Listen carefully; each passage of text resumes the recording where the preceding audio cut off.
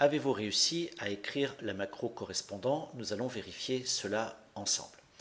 Nous allons ici basculer sur l'onglet Développeur, puis accéder, grâce au bouton Visual Basic, à notre éditeur VBA.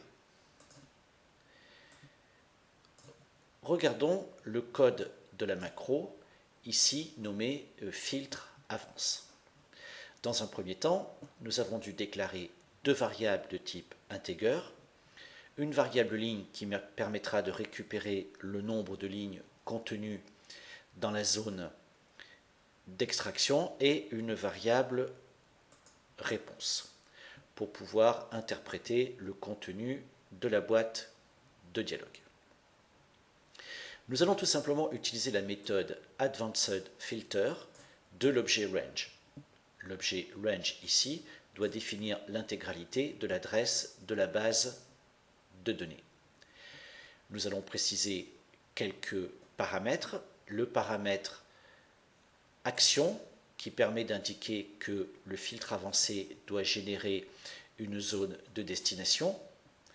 Criteria range qui permettra de préciser l'adresse de la zone de critères et copy to range, l'adresse de cette zone d'extraction. Unique égale false veut dire qu'on ne prend pas en compte ici le phénomène des doublons. Il serait, à mon sens, beaucoup plus simple de programmer cette partie-là en procédant par l'enregistrement d'une macro-commande. Ensuite, nous avons tout simplement fait déplacer notre curseur sur la ligne 50 grâce à la fonction atteindre d'Excel.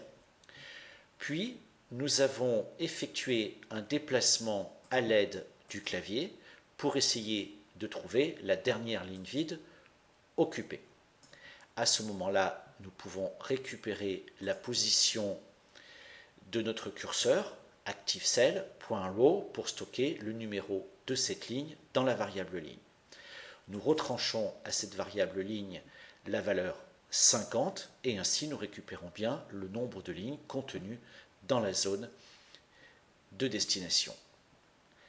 Un simple message box dont le résultat sera stocké dans la variable réponse.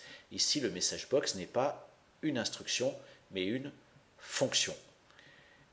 Elle a été programmée du type VBYesNo. Il nous faut donc interpréter si l'utilisateur a cliqué sur le oui ou sur le non. Ici, cela a été fait à l'aide d'un select case. Selon que la réponse soit oui, nous nous repositionnons dans la cellule A1 ou tout simplement nous sortons de la procédure.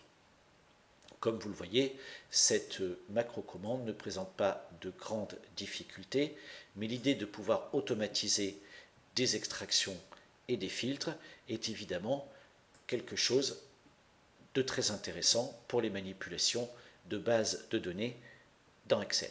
Merci d'avoir suivi ces quelques explications.